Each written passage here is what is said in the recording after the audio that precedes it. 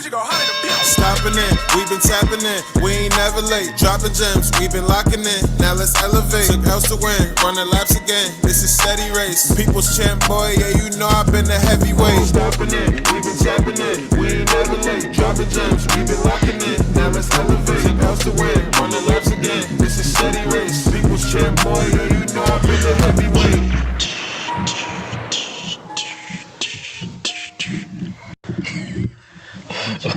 What's going on, y'all? Welcome to episode 7. Wait.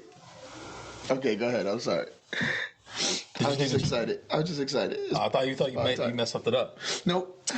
Welcome to episode 74 on National 22 Tuesday. Think about that. Shoot. Yeah. February 22nd. 22 twos. So shout out to Jay-Z. That boy Young Ho. Shout out to my God, what's the name of the spot? Oh, on the song? Is it Minis or something like that? I can't remember, but I do remember. Get him out of here. Get him out of here. Who told me shut the F up? Him? Mad Tuesdays. Yes. So shout out to them. That's dope. Episode 74, Heavyweight Bros is back in the building. I am your host. I was about to say my full name. Job interview? The 5XL assassin, the diabolical diabetic, your boy, the big nasty. To my right is the high yellow hitman, the freaking deacon Coach Buck. My man Uncle Race, what's going on, man? How you doing? Man, you know how excited I get when it's time to pod. I be like, Look, you rubbing your knees on it. Rubbing my knees, popping my shoulders. It's a lot of light skin activity going on. I'm excited, man. It's school vacation time, so I got a little restful week going on. Yep. Yeah, we're live. Nice to know you. I had a visitor come down the steps like, "Are you rolling?" Like, "Yes, we're rolling. Lights, camera, we here." But nah, man, I'm feeling great, man. It's a good time to get some restful stuff on. But celebrate wifey on Saturday for her birthday, man. You know, it's good things happening. It's about damn time. Yeah, good things happening, you know? What about you? I'm maintaining. You know what I'm saying? Like you say, just moving. Hey, that maintaining sounded kind of scary. Nah, it's too scary. But like, I was thinking today I was like, yo, when is the last time we did a digging in the crates? And I was like, are you trying to tell me like 2023, the only digging in the crates that we've done is Ice Spice, and we spent like 2 minutes on it? Like, it's been quite a drought. Yes. Like, you know, people have been dropping songs, but I feel like nothing's been big enough to like really latch onto it. Like, the only thing music-wise that we could really talk about was like the Grammys and stuff like that. If the year-end wrap-up happened tomorrow and all my music started flying through, it'd probably be all stuff from like 2018. Nas and Joey. It's like well, I don't know what you want me to tell you, man. In fact, it might even be a lot of 90s music too, man, because it's just like, it ain't nothing to listen to right now. So I just been hitting a lot of classics. The streets is really dry. We had a big year last year, and I think that's what it is. Yeah, it's a drought, man. I do want to say this though, because I feel like there was quite an outrage over Harry Styles winning Album of the Year, which I think this should have been. What? Wait, you didn't know? No. You didn't pay attention to the Grammys like at all? No. Yes, Harry Styles won Album of the Year, so like there was quite an outrage because they're like, how did Beyonce not win? I'm here to let you guys know, as someone who don't really listen to this person's music, Beyonce didn't have the Album of the Year either. Bad Bunny had the Album of the Year, and he's the person who really, really got wronged. You try to tell me this dude dropped the album in like March, and it was like the #1 album the entire year, had the #1 highest selling tour of all time. It was the soundtrack to a million movies and stuff like that. Can you tell me a song I may know? I don't speak. Which goes, I don't speak Spanish, bro. Look. Oh, no, not Bad Bunny. I'm talking about the dude who won. Oh, Harry Styles? Yeah. No, that's the point. I think that was everybody's point. Everybody was like, how did he win? Nah, but sometimes I hear somebody's name and it's like, yeah, you know I don't who he is, that though, is. Right? Nah. The dude from One Direction? The long hair? Yeah, I'm all set. He was in the Don't Worry Darling. He was in Eternals at the very end. He shows up, he's Thanos' brother, like in the movie. Nah. Yeah, but like I couldn't name you a single song, and like that was everybody's thing. Is like you try to tell me this guy had Album of the Year, and nobody even knew that this dude had an album. Like it's kind of crazy. I don't even know this dude. I don't even know who he is, man. But I digress, anyways, because we do got quite a bit of shows to get to in Insomnia Hour, anyways. So we could just go straight into that. Wake me up. Is that why you're looking at me? Yeah. Okay. You let me down, though. You know what I was looking for. Wake up. Trying to hit you with this nigga. forever will live rent free in my head. That joint never. So are we even doing the wake me up? Anyways, or we just going straight I'm for it? looking for that every time, and you keep hitting me with this "wake me up" before you go. Yo, George Michael, man, you got to shout out to Wham. That's what's up. R.I.P. That's what's up. That's what's up. Old lady with the rolling eyeballs. Sing 2 is Mind what you, we're it's on. not even her song, but it's just like that's. Look at where we're going on this podcast. I know. We'd rather quote Sing 2. That's where we're at. All right, so TV shows, we got 1, 2, 3, 4, 5, 6, 7 today. 7 today. So we'll start off light with I won't say light, but Godfather of Harlem. Okay. I know you don't watch Godfather of Harlem.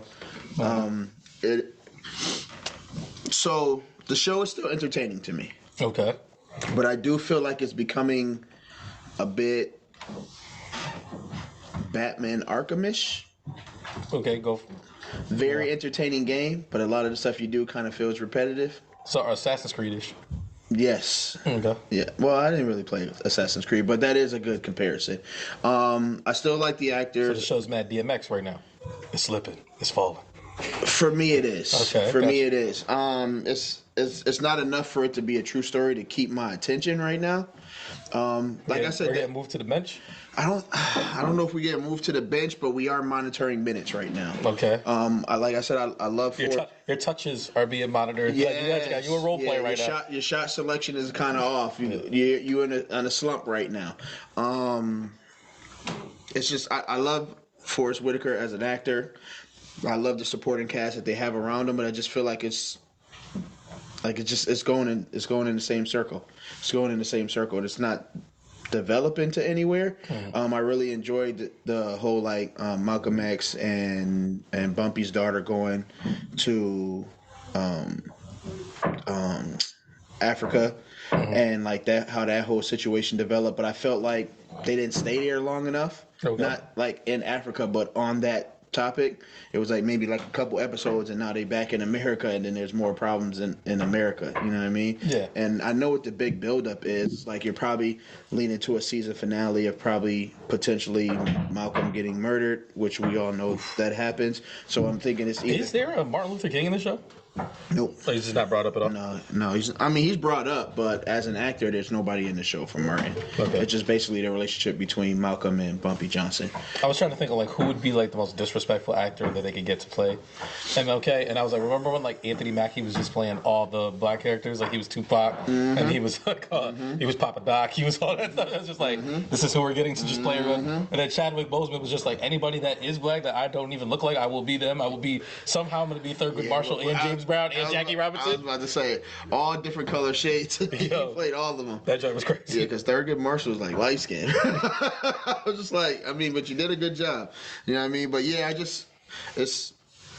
I felt like last episode I force fed myself. Okay. And it wasn't a terrible episode, but it was kind of like I was watching it just to stay in tune with the show, and it was just and you know how I feel about the whole bringing people in just to kill them on the show. It's just once that happens, it's I feel like you're getting lazy with the writing, or you're reaching, or you didn't have something for this episode to fill around the other stuff.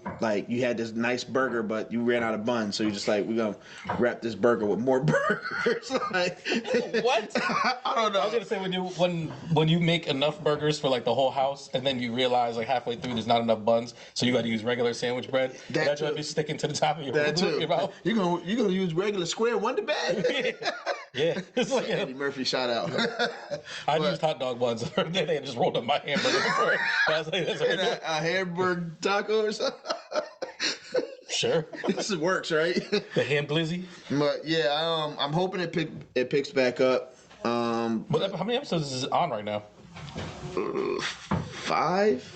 Oh, sorry, at the midway season point. Midpoint. Okay. So that's why I said I feel like they're now that Malcolm's come back, and we know the story of Malcolm X. When he made that journey, he came back. He did a couple more speaking events before eventually his assassination happened. So I feel like that's what they're building up to. But I don't want that to be the thing that they're trying to save the show with. Actually give me good content. I don't know. So we'll see what happens. We'll see what happens over the next episode or two. But we're teetering right now. Well, I'm teetering. Okay. All right. Next thing we have is Wu-Tang. Wu-Tang is back, baby. Wu-Tang is back. I haven't started it yet. I'm not gonna lie. Eee. I'm not gonna lie, but I know that there's a few episodes already out. It's 4 episodes out. Okay. So they started. I think they dropped 3 when it came out. Yeah, I'm pretty sure they dropped 3 episodes when it came out, and then the 4th episode just came out recently. I've heard it's come out to some pretty mixed reviews so far. Yeah, I think like the first episode is kind of just like a build up episode to let you know where the season is going. Okay. But it just seems like this season is going to be majoritarily like the first half is based on the first like collaborative Wu-Tang tour. Okay. So like they get the tour buses and they're going from city to city, and the things that they go through as like a group, as friends, as a Wu-Tang family while they're on this tour bus and doing their shows, like all the stuff, like the animosity, money, all that extra stuff is what's coming out on the bus. I was gonna say, because when we left off season 2, we were at the point where RZA's house got flooded and they Yep. lost like pretty much everybody's tape. Right. ODB's kind of out at his own. He's starting to drink and wild out a little bit. Yeah, and that's So where it picks up at. Okay. So they start this season off with the Wu Mansion. Okay. So they're in the Wu Mansion. They got the pool, throwing parties. RZA's got the little studio in there. He's trying to recover some of those beats and some of that music. Dirty's still wildin', and from there they ended up getting everything back together. And then they started on the tour bus thing. Okay. So that's been like an episode or 2 maybe, or maybe just this last episode. So that may last one more episode, because I feel like if this is the last season was what I've been told. I'm pretty sure it is. I mean, if I'm not mistaken, this is it. Yeah, I think they got a lot that they got to cover unless they're planning on extending these episodes towards the end of this season. Well, after all that stuff, like, what do you think is the biggest things that they need to hit? So you would think that like they have the classic albums. They got the Only Built for Cupid Links. Yep. They got Liquid Swords. Yep. They need to talk about that. Then they got Brooklyn Zoo. Mm-hmm. ODB's Passing. Yep. I don't think Method Man has like a classic Bobby album. Digital. Bobby Digital, but like I'm thinking like classic albums that they need to kind of touch on. Yeah. Because like Method Man Bobby doesn't have one. If Digital you go was do Tikal. Yeah. Yeah, so I figured that's probably as far as they could go. Ghostface got a couple. Ghostface got a couple. He's got Supreme Clientele, Mm-hmm. Iron Man, stuff like that. Yep. So they're starting to see how, again, showing like the building of the relationships. Like again, some of the animosity. They had this weird ODB episode where like that's his coming back to the group, but it wasn't like a Wu-Tang episode. It was kind of like an animated episode. Yeah, it was like through the psychedelic mind of ODB and how I get back to where I need to be. Okay. I feel like you sound like you were like, this was weird, I don't know. I feel like if I would have watched it, I'd be like, this is the most brilliant thing I've ever seen. If you did not know this was Wu-Tang and you watched this episode, you would think it was like an Undercover Brother spinoff. Okay. That's how far they went All away right. from the Wu-Tang joint. All right. I mean, it was entertaining. It was just like, I felt like you didn't have to do all of this, but I get it. I think it was like, and trying to make it an unoffensive way of saying all the things that Dirty was going through in that time that he was away from the group, without people having to like have backlash or feel some type of way about it, and still saying like, this is where Dirty was, what he was going through, and now this is where we at with it. So, I mean, If I'm not mistaken, the episodes they're half an hour episodes, right? Not hour longs, or are they hour longs? maybe 40 minutes. Okay. Maybe 40 minutes. I feel like I got through them pretty quick, but But I was gonna say, because I do plan on catching up, but like I did have like a pretty I wasn't watching anything for like quite some time, so like I had to do like a lot of catching up for like our main shows right. and stuff like this. How high is this moving on your list? Like in terms of, is it a starter right now, or like Not a starter right six? It's a 6-man right now. Yeah. Or is it a role player off the bench? Yeah, I go role player, but substantial minutes for the role player. Okay. Substantial minutes. Oh, so you were high No, quality. it's an hour show, so I watch it on the little piracy app, and it says 47 minutes for the episode. Okay. So you figure with commercials and everything, it's probably about an hour. Because I actually watch it on Hulu. Hulu. And Hulu be hitting me with the commercials hard. Yep. 30 seconds here, 45 seconds there. No, it'd be like a minute 40. It's like it'd be. That sounds crazy that you say a minute 40 for a commercial. We're like, dang, that's way too long. Yeah. When we grew up watching like 6, 7 cartoons and advertisements, like we can't sit through a minute and a half to get back to our TV show. Like it's hard. Like you know how like after hybrid working, and then you go back to working full time. You're like, yo, how was I doing this before? Like, you know what I mean? But all right, so that's Wu. What else we got? I'm gonna catch up. I'm gonna get to it. I promise. Okay. Promise. All right. After that, we have Your Honor. I figure I'll get that out the way. Go for it. Look at this guy. He's so disrespectful. Yeah, Your Honor's falling apart, man. I can't lie to you. It's I don't even know what to say. I feel like I'm still living off the excitement of how last season ended and hoping that in somehow, some way we get to this point. I feel like it's almost like a dry New York Undercover or something like that meets Law and Order meets, I don't even say Breaking Bad just because Mr. Cranston's in it. Mr. Cranston. I said that because I don't remember his first name. Brian. Brian. I was gonna say Ryan. It was close. Yeah, that was close then. But I'm gonna give you some credits for that. yeah, it's just like I don't know, man. It's just the only storyline that is entertaining is the black kid and that family and everything that's going on there. That's more entertaining than everything else. Like Bryan Cranston's character and what he's got going on with Rosie Perez is unentertaining to me. Old boy being the cool, laid back mobster, but still killing people, and now he's like ramping it up. His father-in-law supposedly was like some big mobster, and his daughter is the one he's married to. Now she's like, oh, you ain't running this family like whatever her last name is. So like, Williams. Yeah, like a Williams would. I don't even need to be a Martin anymore because Williams wouldn't go for this. Like, yo, spicy little girl, sit down. Like, it's out of control, man. Like the baby thing isn't even interested anymore. There's a baby? Oh yeah. So all right, spoiler alert. But I know you're not gonna watch this show. But I'm like, yo, we can speed through this whole section. The one thing they used to pull you back in was the fact that the daughter ended up pregnant by the son and had a baby. So Bryan Cranston's. They was doing it wrong in season 1. I guess so. Probably the one time. Damn. Yeah, probably the one time. So I would have sent that baby to meet him. Huh? This brother's tripping, man. I don't know. You ain't getting out of this fatherhood, brother. Get ready to babysit it. This brother's tripping, man. Yeah, listen, I do not condone this. I'm very pro-choice. All right. Your Honor is definitely on monitored minutes right now. All right, got you. They, given how this next episode goes, like, I feel like I'm literally only watching it to see what happens with the little coffee kid. Okay. That's literally it. Because that whole situation is like, it's got a bunch of dynamics, and because of the stuff that's happening, and added another layer of dynamics. Like, that is the entertaining part of the show. All this other stuff is not. Like, yeah. So we'll see. What else? I'm watching a whole show for half a show, which is crazy. Yeesh. Yeah. This is definitely off the bench. Yeah, definitely. Next we have Abbot Elementary. Let's get to it. We got 2 episodes we got to get to. 2 episodes of Abbot Elementary. So the first one is Valentine's Day. Okay, yeah. And then the one after that was the fire drill. Mm-hmm. Yes, well, it wasn't a fire drill. It was like an actual fire. Mm-hmm. All right, so we'll start with the Valentine's Day joint because I was waiting for you to watch this. All right. Huh? Why are you waiting for me to watch it? Because old boy let the cat out the bag. He did, but go for it.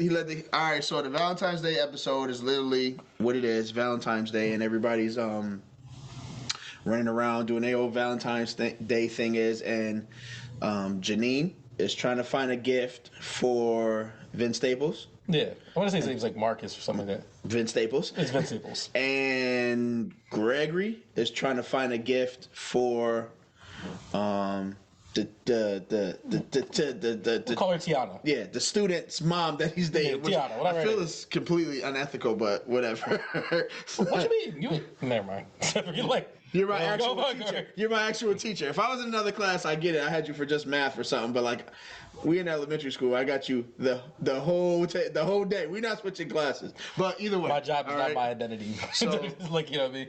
Long story short, it seems like Janine and Gregory, they both, the guys bought gifts that the other person would want.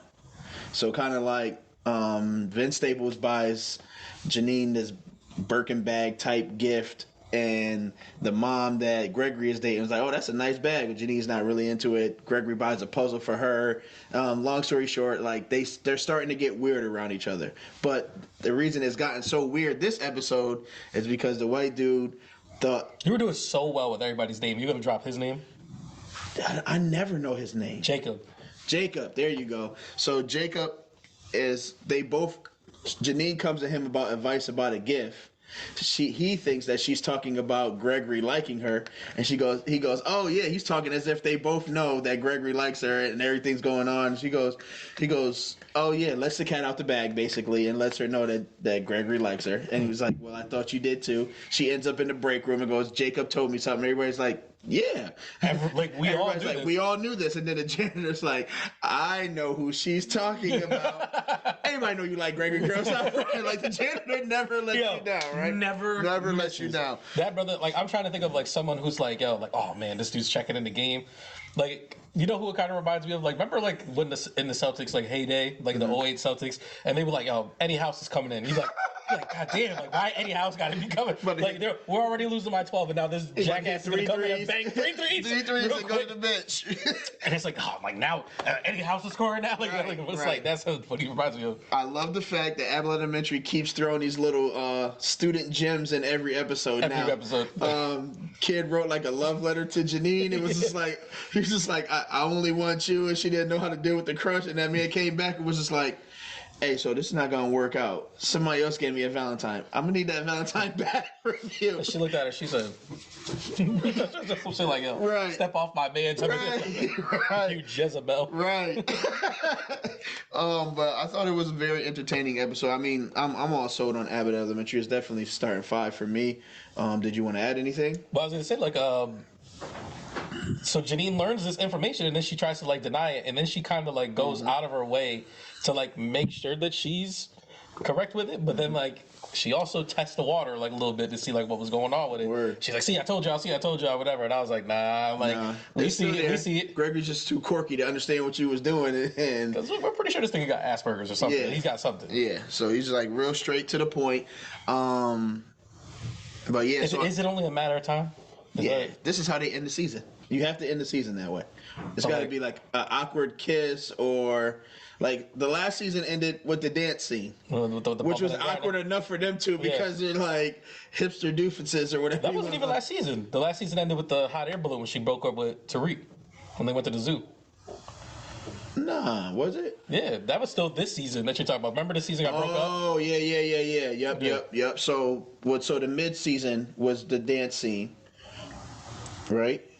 Because you said that's this season, so it would only be right that you end the season with some type of awkward tension between the two of them to make people like, oh, can't wait for next season. Right. But yeah, I think that's where it's gonna go. But then we also had the fire drill episode. That wasn't a fire drill. Mm-hmm. Oh, and I do think Marcus. I think they just pull a wife swap because Marcus seemed. I mean, Shorty seemed super interested in the bag that homie bought for Janine. He was just like, Janine didn't even. She was just like, didn't even know how to say it. And they both said it at the same time, like, that's a Birkin. Like, it wasn't a Birkin bag, but just to say, it was like, and they were just the fact that, like, we're not in that world, we don't know what that name of that bag was either. Right. So I was like, I couldn't even tell you. Right. But it was just like, you could see, like, them building chemistry, and I could easily see them being like, this might work. If the Abbott Elementary writers are as competent as I believe there are, there's going to be a double date episode coming up soon. And those two are really going to be, like, clicking like crazy at this dinner date or something like that. It's going to be awkward. And it's gonna be very awkward. And then like Gregory's gonna say something super awkward, and Janine's gonna die laughing, or like he's gonna say something. He's like, "Oh, like your favorite movie, such and such." I feel like Marcus is gonna pull the homie move and be like, "Hey, listen, man, you shouldn't be super interested in." Like, what are we doing? I'm really feeling Shorty. She seems to be feeling me. I'm just gonna shoot my shot and we can get up out of here. Everybody be where they need to be. I feel like it's not gonna be like because I gotta say I don't get the vibes that like Marcus is like a scumbag. Nope. Like I feel like he would be like mad valid like yo, bro. Fight or nothing like that. Like why would you do this to me over Janine? Like it's been what a month if anything. Yeah. Like so I don't know, man. I think the wife swap's about to happen, but we'll see. Can it be that simple though? Yes. I mean, it's not going to be for Janine and Gregory because they're awkward. Yeah. But for Marcus, yes. But that just means two characters were introduced to the show and they'll probably be gone. That is true. Because then what would we need to see them ever for? What would you need? Unless it's like the awkward interactions of when they show up, or if she picks up her kid, or something like that. Yeah. Or like Marcus becomes an involved stepfather and he's picking up the kid now. Is that what we're doing? No. We're not doing that. I mean, you probably could do that because, like, randomly they have the other friend who shows up every now and again for Janine. Yeah, because she's like the aunt of some kid or whatever. Right. I can see him cameo in like a few other episodes where he just shows up like, yeah, I'm here to pick up little homie. You know? Yeah. But that's about it. That's as far as it goes. And I think you save yourself that time of like this other relationship that you don't need to have on the show. So we'll see. Then we have the fire drill episode. The fire drill episode. Right, but it wasn't a fire drill. It wasn't a fire drill. It was an actual fire. So Ava just leaves in the middle of the day. Yeah. Ava came running down the hallway. It's not as real. It's a real fire. Y'all ready to get up out here? She's running down the hallway while the kids are still in the hallway. The kids weren't even out the building. She was which leaves Gregory brother couldn't wait to be the interim principal when the fire department and the grief counselor shows up. And this man, so not to fast forward, but this man gets to wearing like the blazer, the Mr. Rogers sweater first, and then the Mr. Rogers sweater turns into the blazer, and freaking, what's the principal's name again?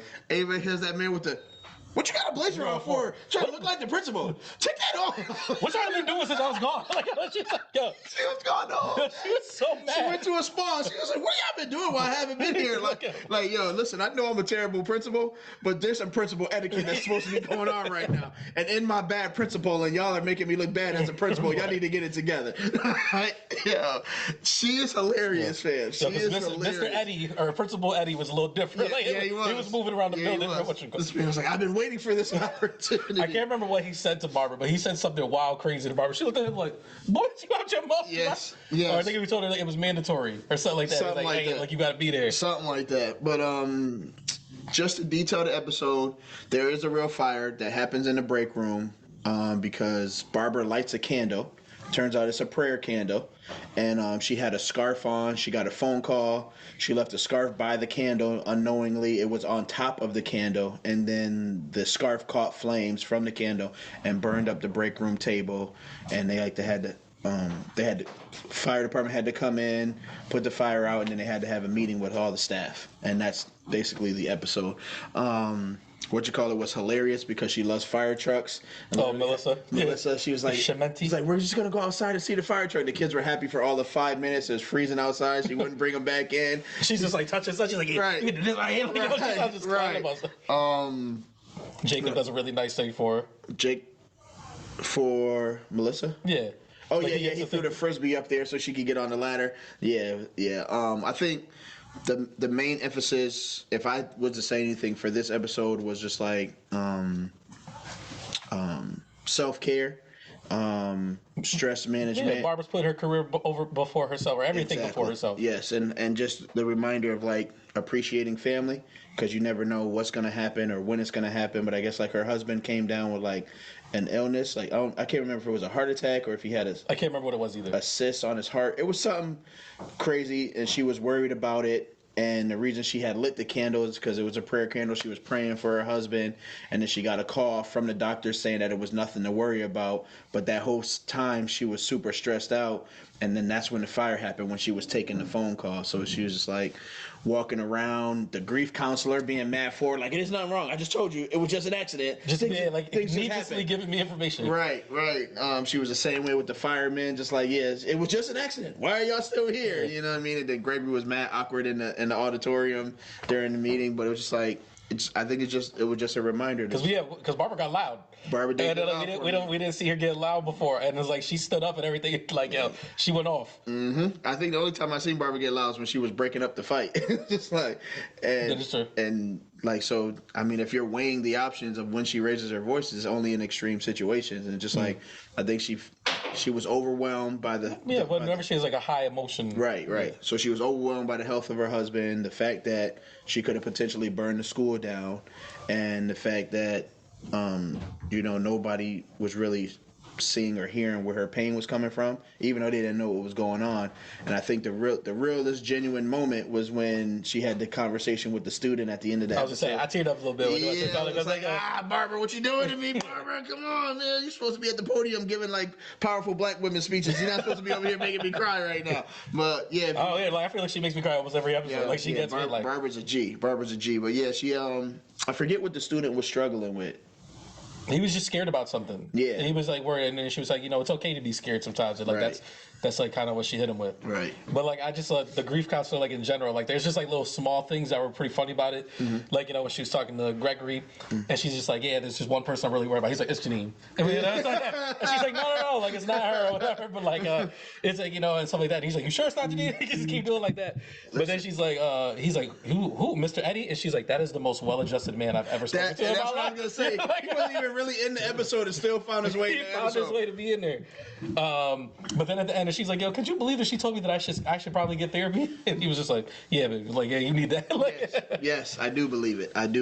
But yeah, Abbott's crushing the half-hour show. Like, you know what I'm saying? It just lets it don't miss. Abbott continues to hit.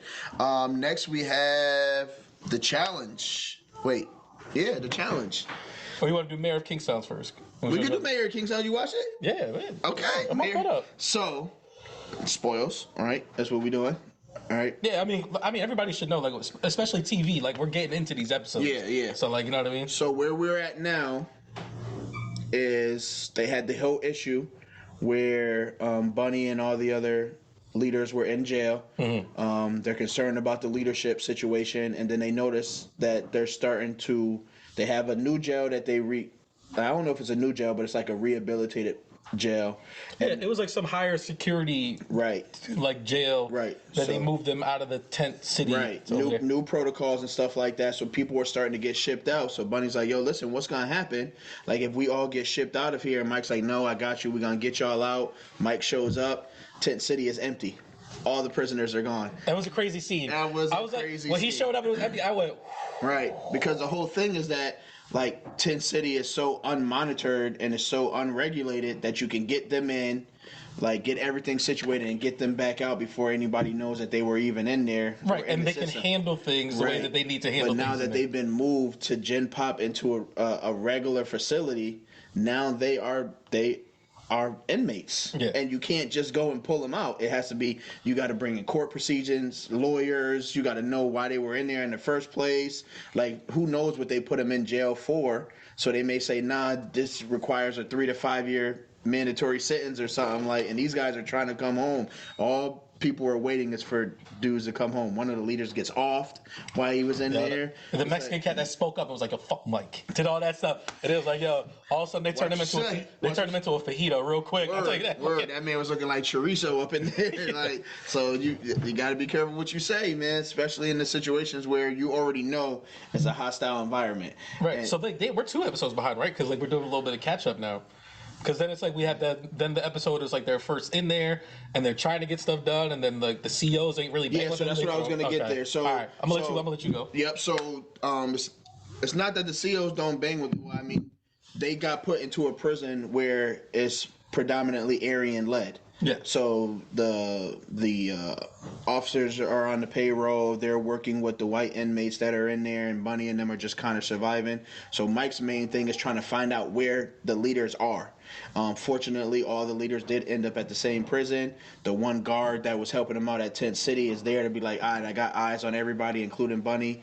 But they couldn't find Bunny at first because they had homie in solitary, had beat him up, threw him in solitary, trying to make him look crazy so that other people were trying to off him. You know what I mean? He's like, nah, don't put me in solitary, keep me in Gen Pop. Nah, they put him in solitary anyway.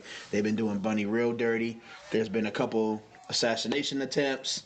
There was got D-Smoke. Yeah, D Smoke got poked, but it wasn't nothing crazy. But he still got hit up.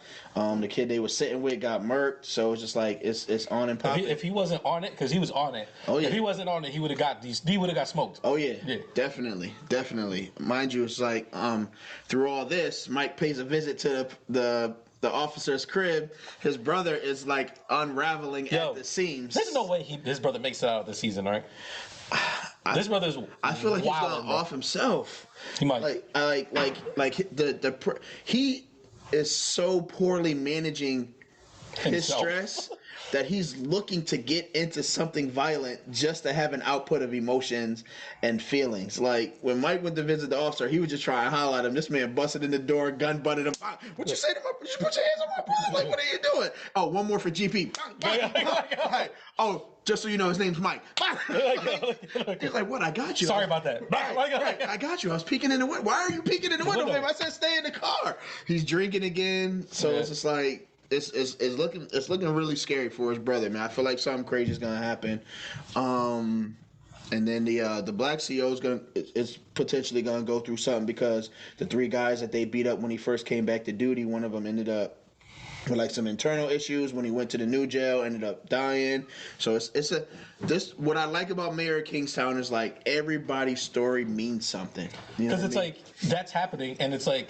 He's not trying to do the normal thing of just like, burying it in the paperwork. Right. And like he looks like he's having like a problem with his conscience right now. It's like, do I tell the truth about this? And like, and like I fuck myself. Like, what I'm saying? Like if I do this, or am I gonna do the right thing and like, just say what actually happened? Because the other dude is like, he keeps leading to him. He's like, yo, how do you want to play this? Right. And he's like, yeah, I did all the stuff. Right. Like, and Michael Beach is kind of just looking at him like, leave it here. Like, so it's like, yo, bro, you gonna sign this or not? Because I need to know because my stuff is on here too. Right. And it's like I need to know. It's just I feel like it's just so many things that you have to pay attention to. So Mike's currently in full court press on the DA to get the guys out of jail, and he's just like letting them know, like, hey, listen, this is what I'm gonna do if you don't get my guys out.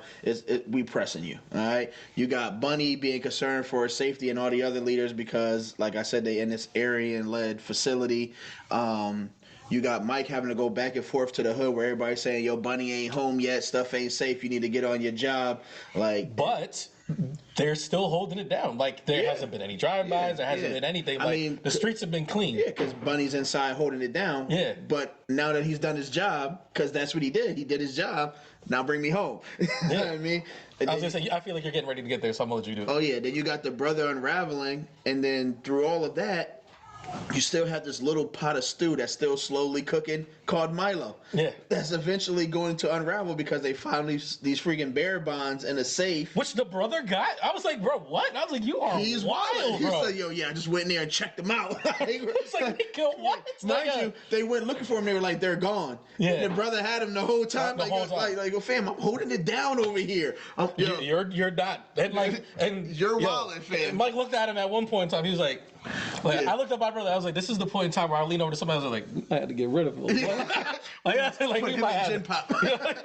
Yeah, put him in gin pop. He's definitely wilding. He is definitely wilding. Yeah, I was asking myself the other day, like, this show has gotten so entertaining that I forgot who acted as the original brother for a second, because that's what really turned me on to the show. And I was just like, Coach Taylor. And I literally had to go back to episode 1 to see who was in the show, and I was just like, didn't even make it out the first episode. Didn't even make it out the first episode. And the show's still going strong. Yeah. The show's still going strong. Again, I do have concerns because I don't know where they go after this. Yeah. Are you stopping the plot right now? Because you're missing like a very big thing that happened. No, I was going to throw you an alley-oop. I'm throwing you the alley-oop. Okay, go for it. Alley-oop. No, so like you said, Bunny and everybody in there is doing their part. Yep. Everything is done. Yep. And then Mike pulls up to the restaurant to the mayor. Yep. And is like, yo, my guy. Yep. It's been quite some time. Yep. Everybody's doing what they're supposed to do. Yep. You're the only person that is not holding up your end. Yep. And he looked at Mike and was just like, and I don't got to. They criminals. He's like, they're criminals. It is what it is. I don't have to okay.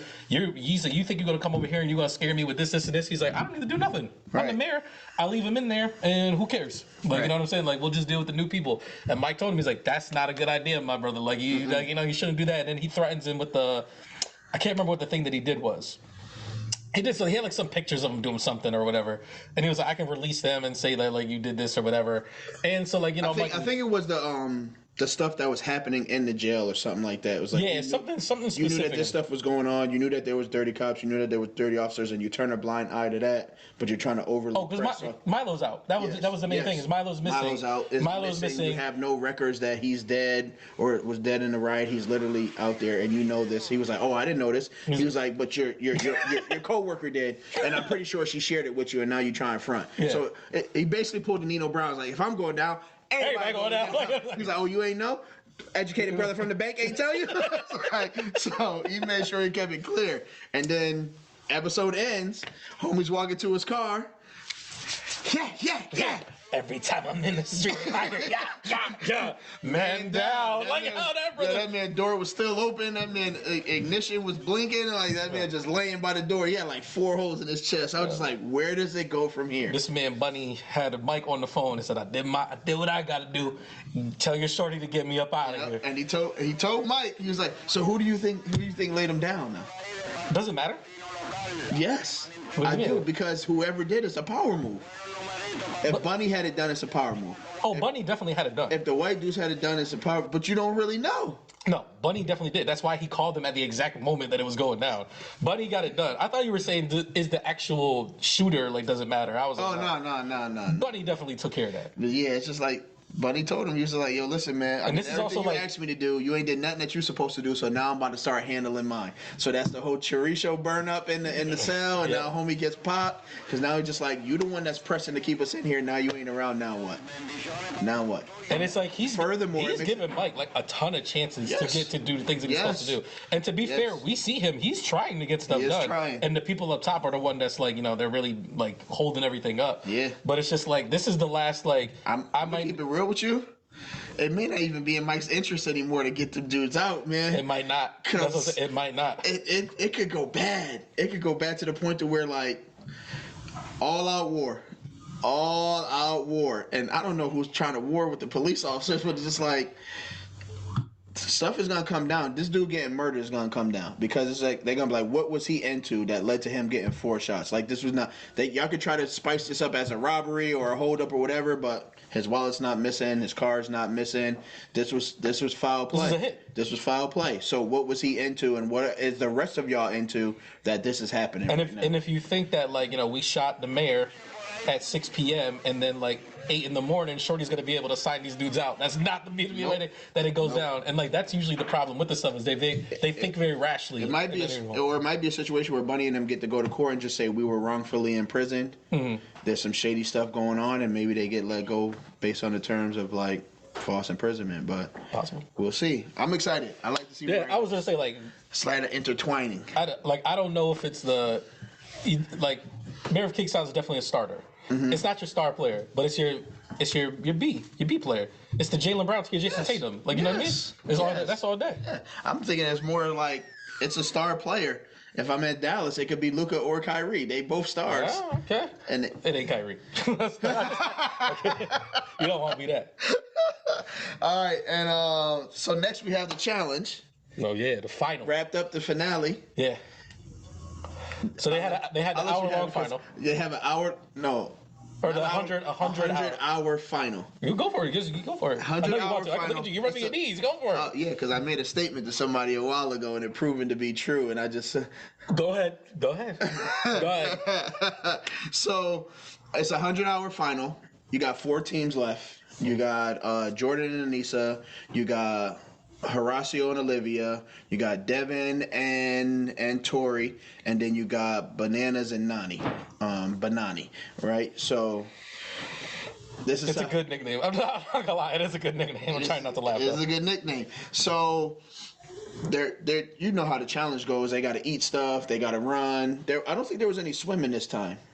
They had to go through like that nasty ass lake. They did but, have like, to walk through that nasty lake, but not much swimming. So yeah, you know, land, water, biking, running, eating nasty stuff.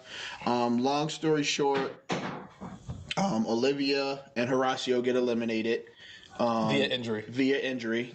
I think we talked about that already. We did. That's how it's like, you know. She ends up coming back on the show to watch the finale, which is cool. But like, damn, she looked crazy. She looked like she was in Creed 3. Yeah, it was crazy. You heard her statement, right? She was like, I broke my face in 5 different places and she has to get surgery. I was like, Nelson's probably making that same face like, It's funny that you say that because I follow them on Twitter and like we know that the challenge takes place like a long time ago. Right. She's not with Nelson no more. Do you want to take a guess who she's with? Because she's with somebody that we know. Horacio? She's with Horacio right now. Makes sense. It makes sense, right? Yeah, I wasn't not that best friend stuff, man. They always say that friend is hanging around to wait for his opportunity. Yeah, keep going. Keep going. All right, so listen. So we know Horacio and Olivia get injured. So we have the 3 teams that are left. They get to the final. And 1 team has to be eliminated. So the 2 teams who showed up last, as they're trying to get through the corn maze to get to TJ, have to do the I forget what it's called, but it's like ball in or something like that. You basically got to wrestle the ball from the person, hit him with the juke moves to score. So it ends up being Team Banani against Jordan and Anissa. Again, we already know Anissa's favoring the ankle, but she fights like a G. A lot of people are saying if she was healthy, they may have won. Long story short, Bananas and Nani does beat Jordan and Anissa. What a war, though. Yeah. I'm not gonna lie, I got a bit emotional watching it too. Like I was just like, man, like, I was like, Nani made a couple moves and could not drop the ball. Yeah, that was the thing. Is like, and then Bananas was losing it because like the rules were weird. I was like, so once you get in the circle, you can't do anything. So all I have to do is get into the circle, and then I can just get up and put the ball in. But I think Nani's adrenaline was rushing so much. Well, the way the game is normally played, that's not the case. That's not the case, right? So you just got to get there, and you can hit them no matter up as long as they don't get the ball in there. But Anissa clearly already had the ankle issue, and Nani hit her with a juke move, and they was insane. So she ended up like almost blowing her knee out on top of the ankle. It was really hard to watch. But even after she did that, she still got up and went for her last chance, and then the knee fell out again. So, and you could tell like that. And that hurt both of them. Yes. Because like they are very good friends, and like they're very vocal about how they're good friends. And like Nani was like, I don't want to do this. Right. But it's like I have to do this. Right. And I hate to say this, but they don't get into the final 2 teams because of Jordan. Like Anissa rolled her ankle because you took her on the scenic route. Like, yes, like if you don't do that, she doesn't roll. But like also at the same time, like be mindful of your surroundings. Like you know what I mean? Bro, how many times have you accidentally rolled your ankle? Bro, yeah, but like that's. I stepped on the side of my slide one time. Was like, oh shoot! But that's the word. It's an accident. Yeah, like, Sure, you can blame me because like, I said, hey, let's run through here. It's an uncharted accident. Could she have said, I don't want to run through there and ran around? Yeah, it's like if me and you ride to work every morning. Yep. Every morning we take the same route every morning. I'm like, oh, today I'm gonna go this way, and we get into a car accident. You're gonna be like, fam, if you had just went the regular way, we probably don't even get in this accident. I mean, yes, it is an accident. Like there's a lot of things that go into but because you changed stuff up from what was already working, this is where we are. But why did he change the direction though? Because they were falling behind. Why were they falling behind? Because she couldn't run. That's what I'm saying. It's like now she rolls her ankle, she really can't run, and y'all didn't even really make up no major time cutting through anyway. Yeah, because she got hurt. Like that's what I'm saying. Like they had to like legit stop. But if you had went straight, I wouldn't have had to have this desperate mindset to go off on this path if you were keeping up with your cardio and stuff like that in the first place. Yeah, like we're doing this because like I have desperate times call for desperate measures. I mean, but and it's like you gotta risk it to get the biscuit, and that was the risk. Like you can't blame me for what you would call it. Like I can suggest like, hey, like let's run through here, let's go. But if you be like, oh, all right, cool, and follow me, like you made the choice to follow me from the gate.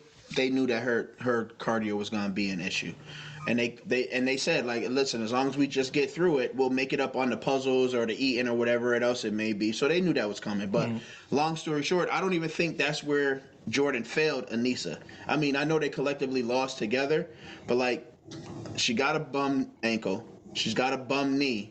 She still kept it competitive with Nani, who was smaller, faster, more agile, and she gave the opportunity for Jordan to get them the win, And ultimately, what I think it came down to was the last possession that Jordan had against Bananas, and he let Bananas slam him to the ground. He grabbed his shirt, slammed him to the ground, and Jordan dropped the ball. Yeah. Because literally, if he scores on that try, Yeah. they win. So, like, if you're the guy, you're the man, you always grinding, you always getting it done, this was your opportunity to do so, and you didn't. That's true. But at the same time, like we're not, the difference between Bananas and Jordan is not the difference between Nani and Anissa. No, they're very like pretty evenly matched. Like as much as Jordan is like this ultra athlete, like stuff like that, Johnny Bananas is still the #1 challenge winner, like of all time. Like he's no slouch. No, I get so it. like when they go at each other, like it was always going to be like an actual battle, and it was like literally like the ball touched the ground, like not he got slammed. It was like he went a certain way with his one hand, and like what you would call it, and it went in the ground. And even if he didn't drop the ball, he still could have got up after Banana slammed him down. And to be fair, if Nani would have made the 2 buckets that she missed, then it wouldn't have mattered anyways. True that. So the opportunity was there. Plus, I feel like if this was anybody else, Jordan, you would have did something like he played this game before. Yeah. And what did he do? He ran in a circle on dude. Yep. And then when he had his right moment, he hit the cut Yep. and then went in there and dropped it off. You didn't do none of that against Johnny. You're trying to run through Johnny. This brother, his leg weighs more than you do, Jordan. Yeah. Like, I know you work out. I know you lift, but like, this is a football player to a soccer player. No disrespect, but like, fam, if you come in for that contact, he's going to slam you because he's not trying to chase you around. Why are you not running around making this man run? You gave it up, bro. You gave it up. They could have. They could have because. But we'll get to it because then we get to there. So now it's the final. It's the final. So, it is Tori and Devin. Yes, versus, this is the last hours, the last few hours. So what TJ has set up is a multi-level final gauntlet. It's like a puzzle, like jamboree, whatever you want to call it. So they had to start off by like pulling some spears through drywall, and then after you do that, you have to break through a wall, and the next wall is a bunch of center blocks that you have to pull out. It's like, I don't know, 100 center blocks. It was 200. 200 center like 230 cinder blocks. And they're painted, and there's a puzzle on the center blocks that you have to strategically place. It spells out the challenge. One side's blank, one side's colored, and one side says the challenge on it. You have to strategically stack these, because if you don't and you stack one the wrong way, you got to knock it all down to redo it. And these are center blocks. Center blocks weigh what, 30, 40 pounds? Yeah, about that. 30, 40 pounds, and you're moving 200 of them. Once you do that, you got to bust through another wall that's filled with dirt. You got to dig all the dirt out to bust through that wall to get into the last final where you switch the levers and you win. So Banani clearly has the lead over Tori and Devin, just based off of physicality, because Banana's ripping these spears through that drywall like it was nothing. Like, yeah, Nani, you start on that one. I'm gonna pull this one through. So I think they were like 2 spears ahead before. They were like 3 spears ahead. That was crazy. It was crazy. Right. So they actually started getting their center blocks out well before Tori and Devin did. But Devin, being the guy that he is, which is was one of my picks, he tells Tori, hey, listen, when we take these center blocks out, I want all the blank ones here. I want all the color ones here. I want all the ones with letters over here. Let's just get all the blocks out and situate it first. So Nani and Nani and Bananas basically have it just about all the way built up. And it's starting to say challenge. And Jordan noticed that they're a level too high. So they look over at Devin and them, and he's like, we're not going to build this side yet. We're going to build this side first and then start building it. They see him and they're like, dang, ours looks weird. They have to tear it down. So now they're battling to get to the top. Devin and them finish. They start working their way into the sand, and then Johnny and them are on their last couple center blocks. They get it on there, and it's not correct. And they find out that they have a colored piece that is somewhere potentially on the bottom of all these 200 center blocks that weigh 30 pounds apiece. And Johnny goes like, yeah, listen, my back is blown. He said, my back is shot. He's like, I got nothing. I have nothing. Even if we did tear all this down and build it back up, by the time we did it, we would not be able to get through the sand. So like the agony of knowing that you built this wrong and it cost you your final didn't suck as much as having to watch Devin and Tori get through the sand. Like literally it's like it being in a cartoon and you're on a barrel of dynamite and you're just watching the wick burn towards you. Like, I'm about to blow up soon enough. You know what I mean? They have to literally watch Devin and Tori win the challenge, and that's who eventually became their winners. What I have been saying is, and I might be a little spiteful because one of my favorite challenge players is Leroy, and Leroy 17 seasons can never get a win. The one time that he lined it up, played his perfect game, he lost because he picked his friend instead of picking a competitor, and he lost. And I've been telling people, if you pair it up or associated in some way with Nani, you're gonna mess around and end up losing these finals. I don't think none of that was almost none of it was Nani's fault. Okay. I'm just saying, if anything, she was wilding. If it, besides Tori, she was the most thorough girl. In the whole challenge. I mean, Olivia got Olivia was definitely face the best blown girl. the fuck out. But what I'm saying, but it was literally 3 episodes, and Olivia was done in the first episode. But ever since then, the Bananas and Nani had the lead at one point in time because Nani was housing that pasta and stuff like that. That was her at one shining point in time. moment. But I mean, she got enough teeth to eat any food in a number of a few. I'm sorry. And it's we're very well aware that Nani's not the strongest, but it's she was moving the things around, so all Bananas had to do was come through. Yeah. And she was doing her part. Yeah, Bananas and was doing all that work. Yeah, you know what I'm saying? And then she blew the gasket where Tom Brady used the Giselle Bundchen line. She was, remember when Giselle was like, "Does Tom has to throw the ball and catch it?" Oh yeah. Johnny was like, "Yo, listen, do what you're supposed to do. I can't solve the puzzle and move the center blocks." And Nani starts spazzing out. I'm like, "Yo, chick, just calm down and just do what he asks you to do." But you know how she gets in high pressure situations like that, where it's just But you can't get I understand during the season you can get like that, but now you're in the final, and Bananas kept trying to tell her "Yo, this is the final. This ain't the time for your attitude. This ain't the time for you to be blowing a gasket. Be mad at me now." After we win this $1 million, right. But you're trying to be mad now, and you could potentially be costing us this $1 million. You know what I mean? You're with a 7 all-time winner, bro. We going to halftime down by 10, and I'm on a team with Jordan and LeBron, and they try and tell me what to do, and I'm arguing with them, bro. Get me out the locker room. You sound like Deion Waiters. That's how they had to get him. Imagine Eric Snow standing up and "Hey, LeBron, I think." Eric Snow, if you don't sit down right now, I'm not saying Nani's Eric Snow, but I'm just saying, she's more of a Mario Chalmers. I feel like there was an actual moment where that happened in the basketball thing. But there was also a challenge thing too. It was remember when they were doing the UK, when it was them versus the world type of deal for a while. And Which is the next one? Ooh. The best of the winners or something like that. Oh, we're doing a contest of champions? I think it's the best, contest of champions world though.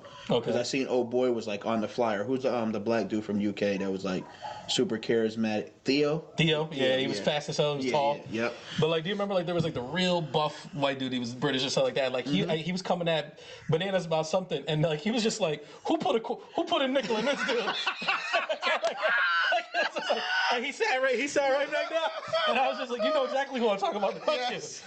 Yo, but they shot him down. But it was that's what it's like. But it's this stuff is hard, bro. You know what I mean? And it's I felt like Nani did the best that she could, and I don't know if anybody else everybody was saying, even Olivia said it. She was just I thought this was Ride or Dies. It was they're not acting like Ride or Dies right now, and it's gonna cost them their final. Even Devin was me and Tori over here were just we're they looked like they were talking to each other they were having a cup of tea. Hey, let's do this, let's do that, let's move this stuff. But that's the whole know your role, because Tori says it 1,000,001 times. He's the brain, I'm the bronze. He tells me what to do, I'm gonna do that shit. Right. And it's that's how these things normally work. Right. It's hard when you're both. It's there's nothing against Nani, but she should have just got in line at that moment where this is what Bananas asking you to do, just do it. And but that's the difference between the thing though. Is she started the stacks. Yeah. And she started the stacks wrong. Yeah. And then they had to tear it down and build it back up, and then that's when they had the one center block issue. So it's just and that moment where you're coming back and forth with me, this could have been when the problem happened. Just stay focused and stay on the job. We have the lead right now. You are with Bananas.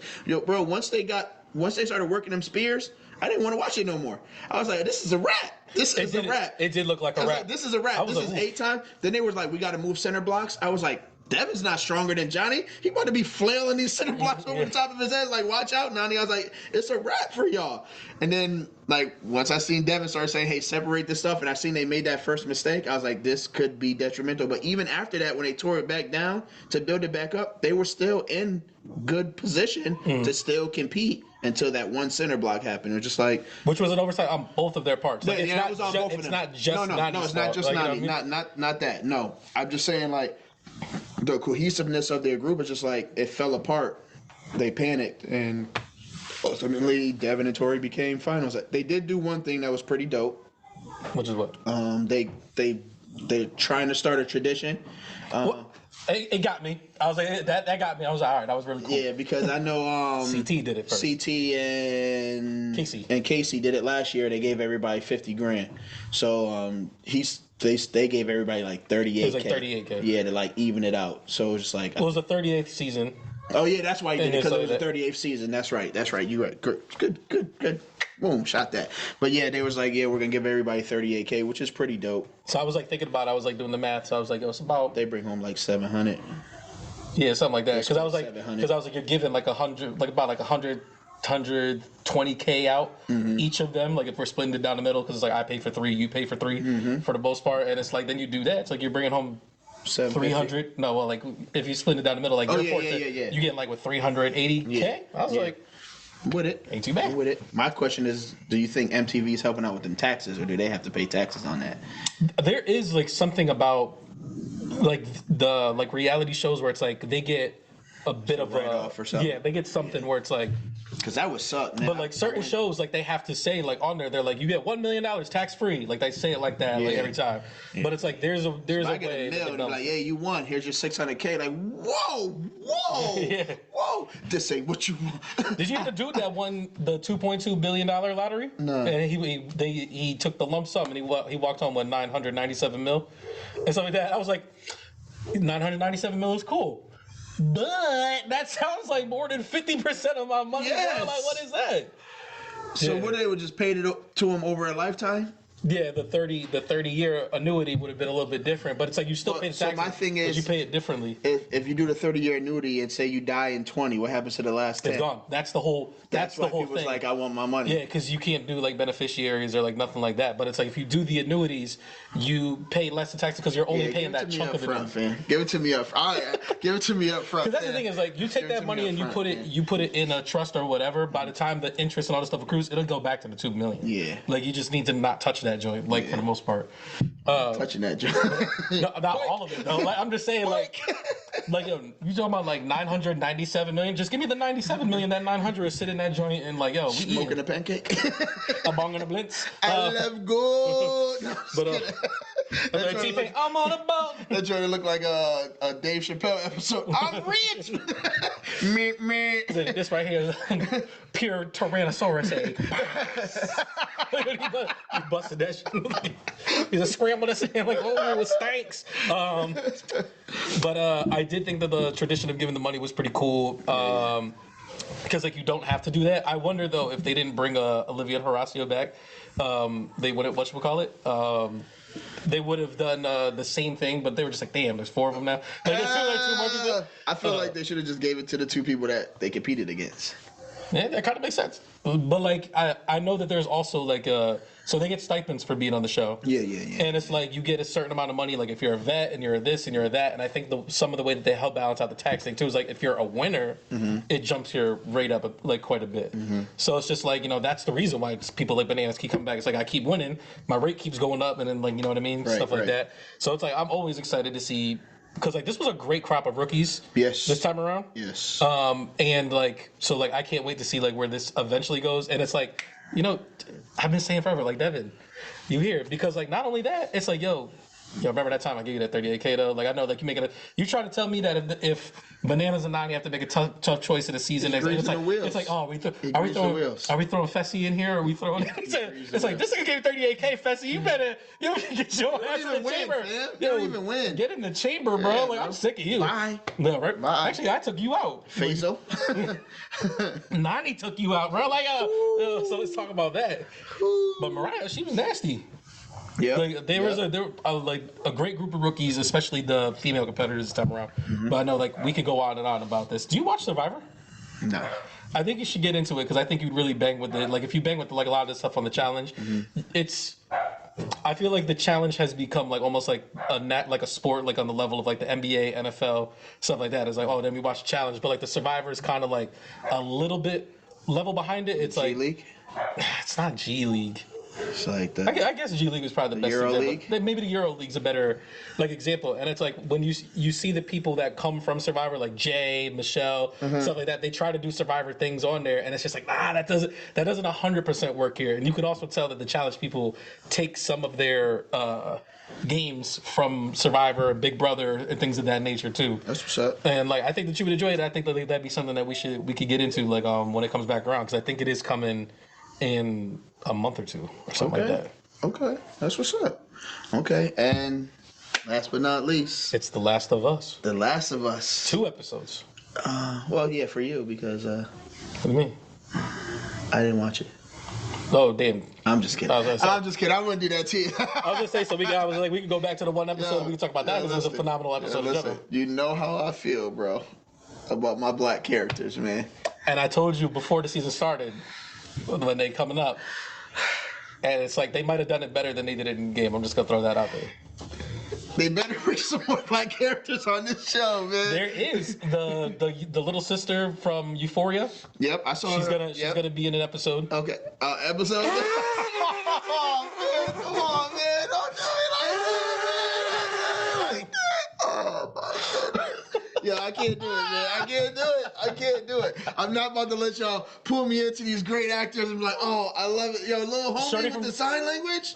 You know he really signs in real life, Yeah, he's too, that- right? he Yeah, really I does. didn't know that. Like, I saw like some cut scenes. I sent you the behind the scenes. Yeah, like that was with the so zombie stuff. made me even more I was- upset. I was Made me like, even come on, more bro. I was upset, like, man. come on, He bro. had his little Michelangelo paint on his face. I was like, come on. All right, go ahead. You take it. You go ahead. Take I don't it. want to take it. I don't want to take No, it. you I have don't to. want to I'm take it. giving it to you. I'm relinquishing the throne. Go ahead. All right, so we're going 2 episodes behind. So like now we start off the episode where Joel and Ellie are held at gunpoint by the two black characters, Henry and Sam. But like they come to them with a proposition to like let them know, it's like, hey, like Henry comes to him and is like, listen, I understand that you're a really capable guy. You can do some stuff that I can't do.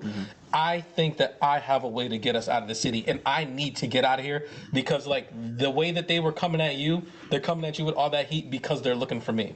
So, like, you know, Joel was obviously very Joel, where he's like not very trusting, so on and so forth. Like he's ready to like, yo, give me the plan, and I'm like, we'll take the plan and like we'll go. Facts. Type of deal. Like, why do you need me? And like he breaks it down to him. He tells him what happened. He's like, listen, I used to be down with these Fedra people, but like my brother developed leukemia. He needed some medication. Obviously, medication got really scarce, and he's like, I had to steal this medication, and in doing so, he had to kill somebody, and the person that he killed was someone who he very much respected, but is the brother of, what was her name? Was it like Carolina?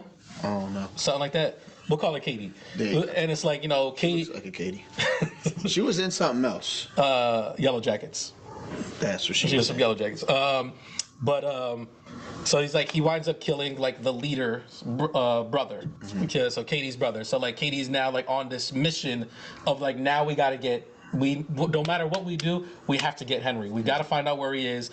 They found their hiding spot that they were hiding at for like quite some time.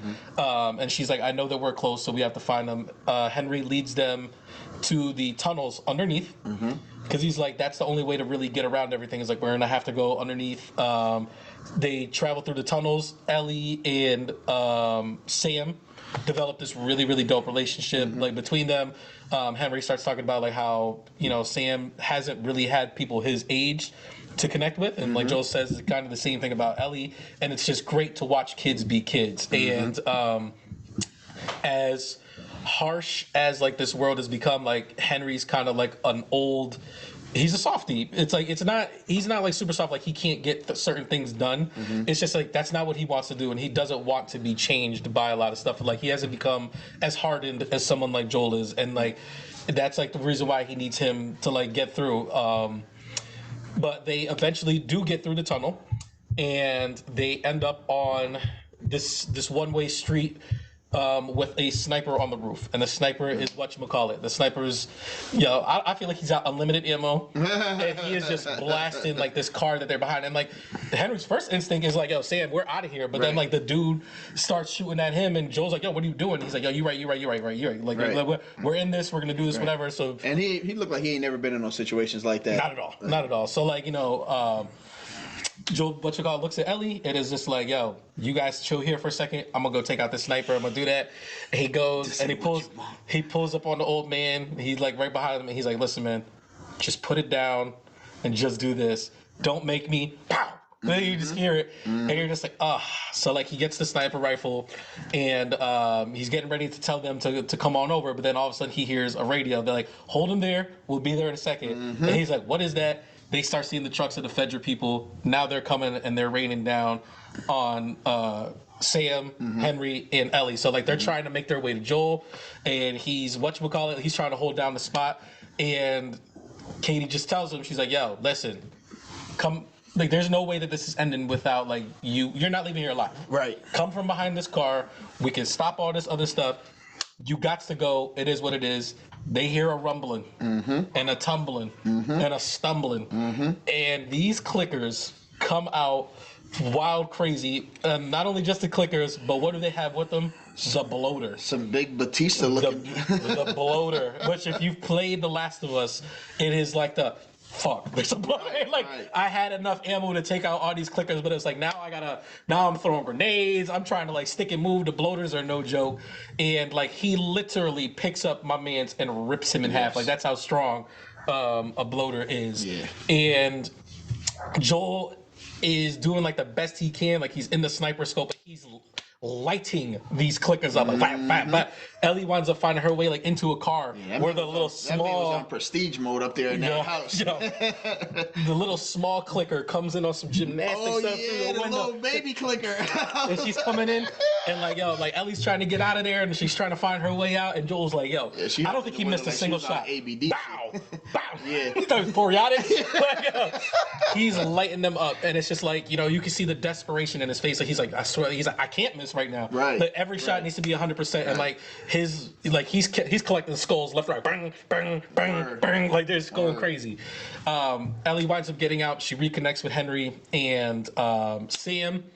And who pulls up? But Katie pulls up and she's like, yo, like literally everything behind them is going, it looks like hell behind them. Right. It's clickers everywhere. Right. Everything's on fire. Her people are screaming. Like it's all this, and she's just like, I'm pretty sure I'm not going to make it out of this, but it's like, neither are you. The principle. Yeah, and then like, she was on that get even principle. Regardless of the fact, like, you got to go. She goes to go raise her gun to him.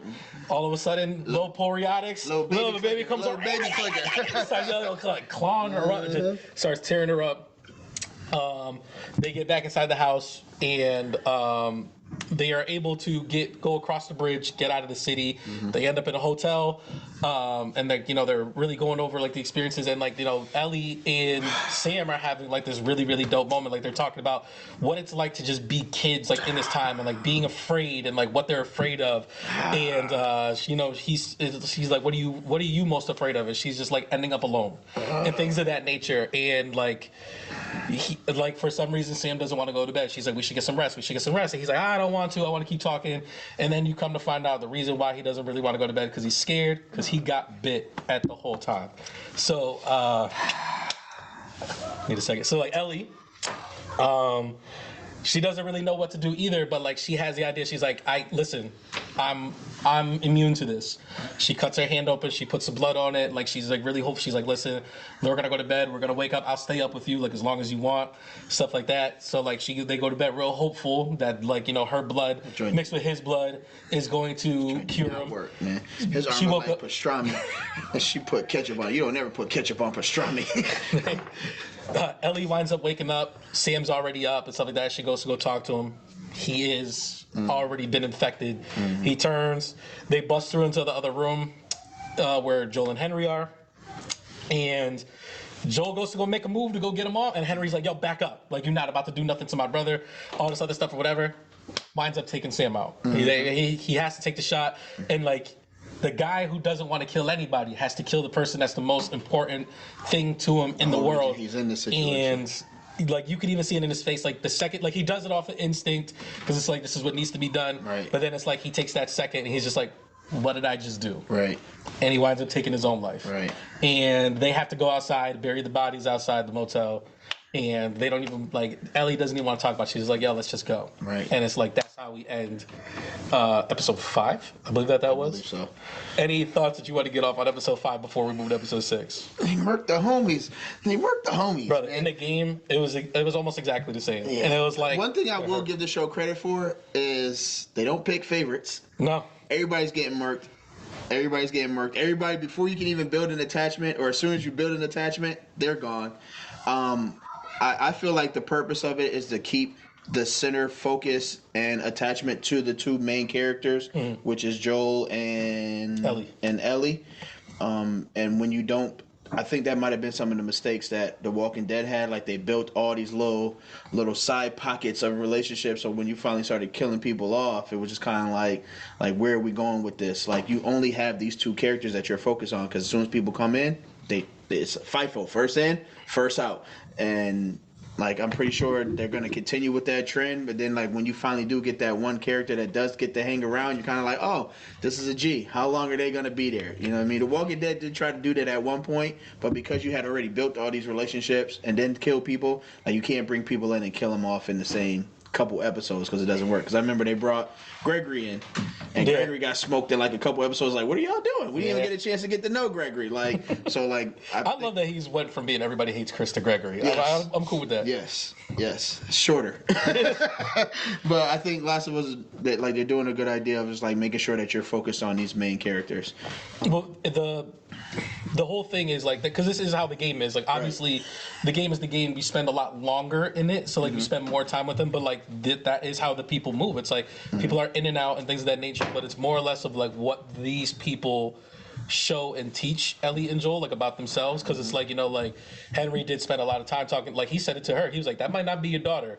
He's like, but you know what I'm feeling. You know what I'm talking about, and stuff like that. And it's like, you know, like, they know what it's like to build genuine connections. And you can see that, like, it tears Joel up inside that, like, this is the way that things have to move for her more than it is. It's like, you know, these are hard lessons that, like, he's had to learn throughout the years. And it's like, you're not even 12. And you have to learn this stuff. Like, this stuff is crazy.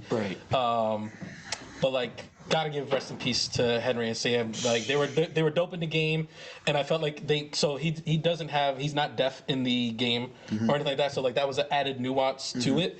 And it was just like the kid killed it throughout the whole episode. It's like, you know, it's a tough thing with child actors, because it's like sometimes they can not give it to you when you want it. And it was just like, I feel like he did not miss, Henry did not miss, and then it's like, and whoever that little girl clicker,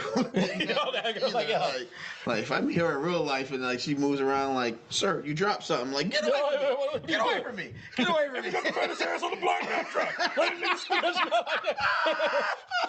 You doing this for Lil Saint? Like,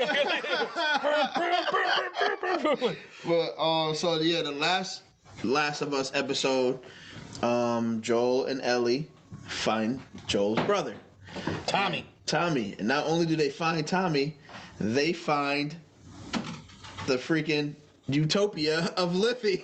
Damn, what was the name of that place in Walking Dead? It was like Imperium or something like that, or like something like that. I know what you're talking about. I can't remember the name of it, but basically, like, they have livestock, they have running water, they have food, they have movie night, they have protection. Because of where they are, they don't see too many clickers, because I guess, like, they don't survive well, and like the cold.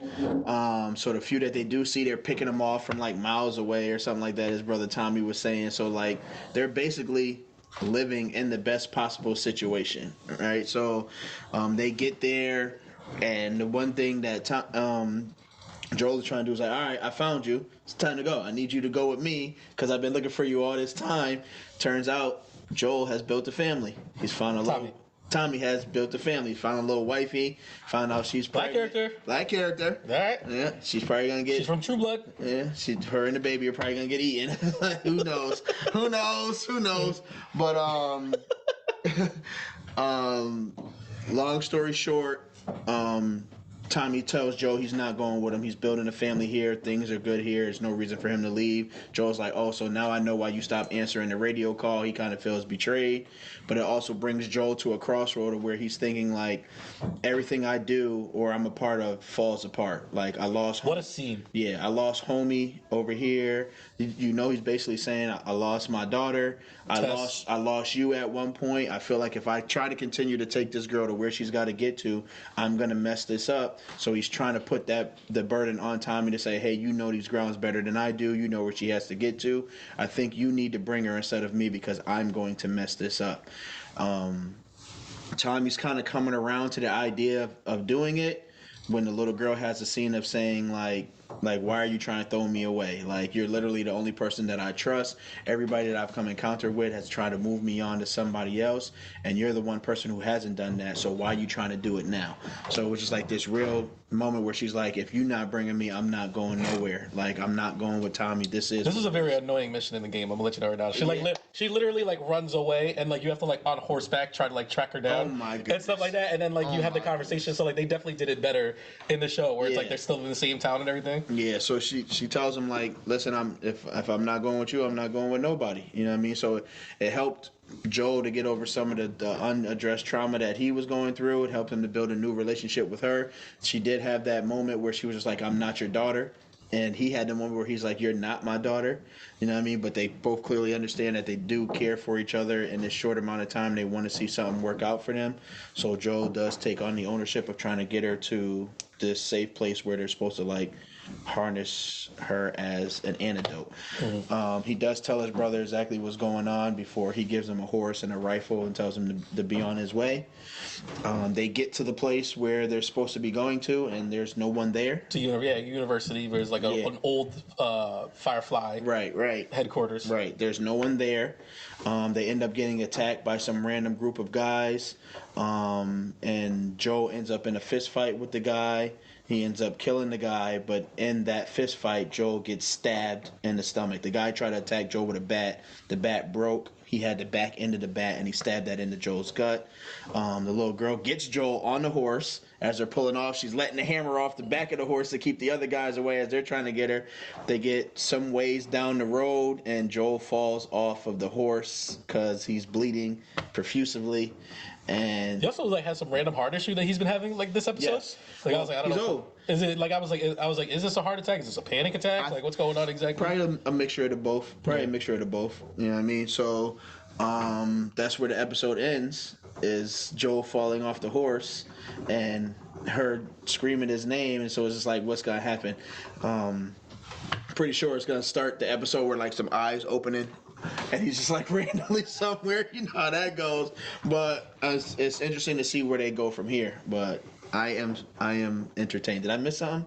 No, I don't think so. I think you got it. You pretty much covered it. Yeah. So that's shout out to the old couple in the beginning in the cabin. Oh yeah. Shout out to my peoples, man. Yeah. I felt like my family. Ohana.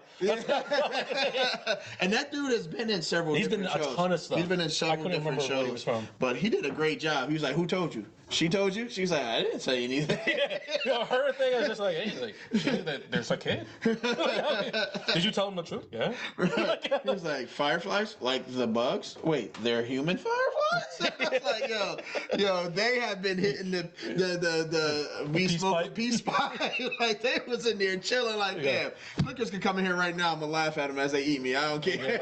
I'm it is not, what it is. It is what it is. Which there's the thing that they do, and they did it in that scene, and it's like, when I was playing the game, I was like, this is really smart, but they do it in different parts in the game where it's just like, point to me on the map where it is, and the other person better tell me it's in the same spot. And it's like, I love the fact that they brought that back to the show, because it is a thing too where it's like, in the game it's mad tense, because it's like, better tell me it's in the same spot. I'm like, because it's like, you can get got, because there are people that had to get got, because they was lying. So like that. Yeah. It's Starting fine.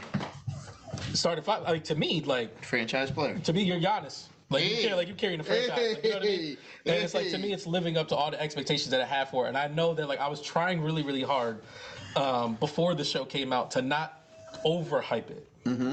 So like, with the hype that like I did give you, like, do you feel like it's meeting your expectations, exceeding your expectations, or like where you at with it? I was exceeding my expectations, especially for me to not have been a video game player, but know that all this happened in the game. So like, people could literally ruin this show because several people have played the game. But Dude, people have ruined the game for me before I played it. Like, I already knew the ending and stuff like that, and then like I played it and I was like, this was still an outstanding experience. Right. Like, even knowing where it ends up. Right. I was like, I didn't care. Right. I'm enjoying it. Was it Sam and Henry, did anybody get you emotional? Have you gotten it emotionally yet? Where you're like, yo, I need a minute. Yes, Sam. Okay, so that Sam. was the one. Bro, when he was sitting on the edge of the bed.